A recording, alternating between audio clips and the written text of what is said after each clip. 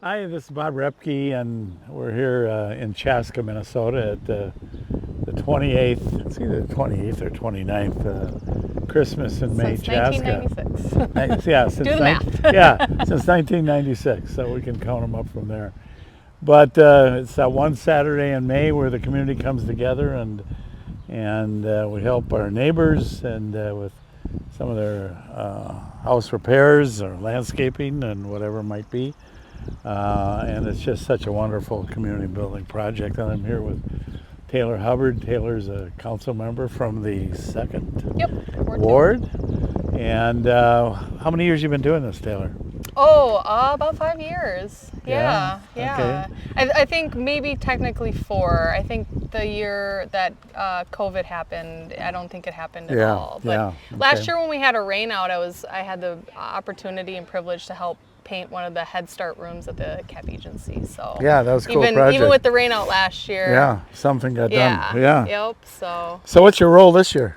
I'm always a runner, but I kind of always get, and gratefully so, I love doing some of the laborious work. So I've been shoveling dirt out of the bed of my truck all day long. And you've been a driver. You've been a truck. You're piloting one of the city's trucks. And yeah, I don't know why they trust me with it, but I'm successful every year. Okay, so it's a pretty cool project, isn't it? Yeah, it's a wonderful project. I mean, the nice thing is that you meet a lot of local neighbors that want to help their neighbors out. You also meet people that come from around the metro area that have heard about this, and they just think it's such a wonderful endeavor.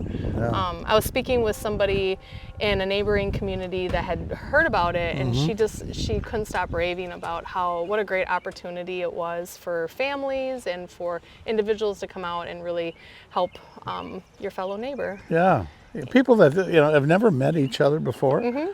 Meet on this day and work together and they have a common objective. Teamwork and skills of all abilities. Whatever you can do if you put you to a task and give you direction and help your neighbors out. So. Yeah, and I remember one year when we had a couple of CEOs from industry within the city, and they were working with a couple of young guys, and they didn't know each other. Yeah. And these young guys are ordering these CEOs around what to do. Oh, you're not doing that right. It's a humbling experience for some. Yeah, exactly. But you don't have to be a trained craftsman. I mean, to rake and do some shoveling and planting. And you get to learn new skills. Like a few years ago at one of the houses, I helped learn how to build a retaining wall. I mean, that's the skill that I would have never have even thought and imagined to have learned. Right. And so it just, always grateful for the opportunities to be able to work in the community, work with fellow neighbors, and share a common goal just to ensure that everyone has a great home here that they enjoy and they love. Yeah.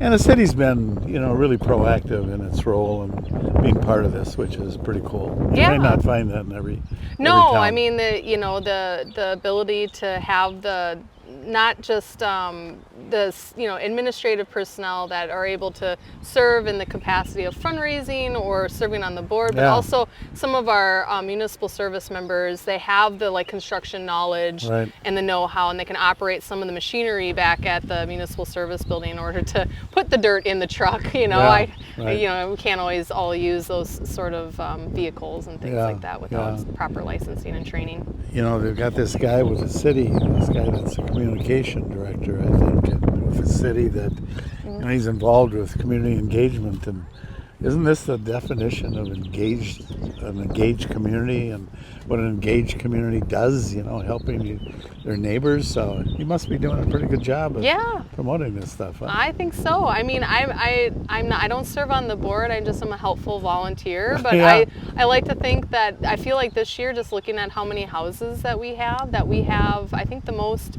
houses that we've had in the prior years. And I'm sure it just depends on the scope of the projects and the feasibility with the fundraising. But, I think it's a growing thing. And I was told at the gym this morning that we have the most volunteers we've ever had. And it was really rainy this morning. Yeah. So, that would have shied some people away, I think, normally. But I think people really believe in the cause, and they invite others to come and help too. Right. I think they said this morning 120, 130 people signed up ahead of time. I Yeah. mean, usually, that's 100 more than maybe we've had in the past. I mean, big numbers. Yeah. That was really impressive. Yeah, it was, and it's so great, and just to have the volunteers all the way through the captains that lead each project to the people that like me run around in the trucks to gather the materials to the workers helpers that come in and spend time on a busy well, it's not nice today, but if it was a nice day, I'm sure they'd still be here, and they take time out of their busy lives in order to contribute their labor and and help out. Yeah, well, it's a little cooler and damp, but maybe that's better than 95 degrees and that's what one humid person and hot. was telling me, and I was like, there's probably things that maybe got delayed or canceled or whatever today that made it an opportunity for people to come help out too. But I like to think that people signed up because either they've done this in prior years or they've heard about it and they just like the idea, because you can just come for the time that you can volunteer and you can really make a significant difference in one day. I mean, that's the really neat thing, is that a lot of these projects are exterior projects that you can really see, like for example this home here, they're doing all the landscaping work, and so immediately you see the satisfaction in seeing your hard work put to good use. Yeah, right. Well, there's lots of ways to serve, and you're a council member for how many years now? About 5. Yeah, okay. My term is a little weird. I ran in a special election, so I kind of have about a year and a half under that, and then I'm almost completing my other full term. So. Yeah, okay. Well, very good. And this is just another way to serve. So thanks for all that you do. Well, I love it. This is probably one of the most gratifying things that I can do, that I really like to do, that helps the community out. No matter what role I'm in, it's just kind of being able to roll up my sleeves and help neighbors thrive. Make a difference. And we're going to talk to the homeowner here in a bit. And, all right. We'll get their perspective and, the impact you have on them. Just amazing. The stories that are told here are just memories for a lifetime. So absolutely. Thanks for all you do. Thank you. So on behalf of our communications manager, who today is the lead photographer in this little program, thanks, and we'll move on to the next interview. Thanks, Taylor. Yeah.